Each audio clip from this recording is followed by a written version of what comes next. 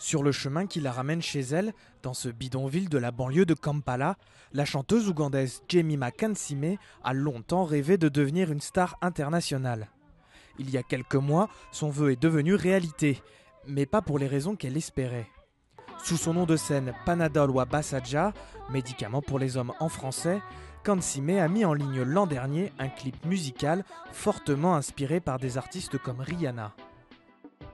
Cela a été une très mauvaise expérience pour moi. D'abord, ce n'était pas mon intention que la vidéo tout entière soit aussi explicite. Je voulais voir si ce genre de vidéo aiderait ma musique à se vendre et si quelque chose de positif pouvait en ressortir. Mais lorsque l'on m'a arrêtée et que je me suis retrouvée en prison, les conditions étaient terribles et j'ai regretté ça. Ça a tourné au désastre.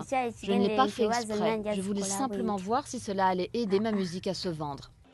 Le clip de Kansiime a déplu aux conservateurs ougandais, qui y voit une violation de la loi anti-pornographique entrée en vigueur en février 2014.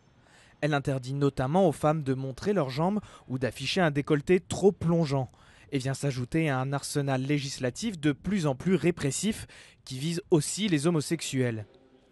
Pour ses poses suggestives, la jeune fille de 21 ans a écopé de 5 semaines de prison avant d'être libérée sous caution.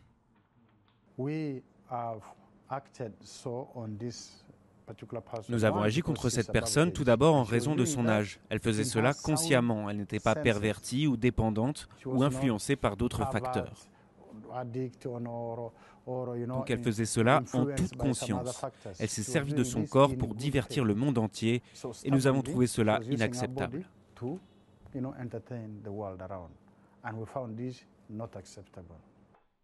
Plusieurs voix se sont élevées depuis pour dénoncer une régression des droits des femmes dans le pays.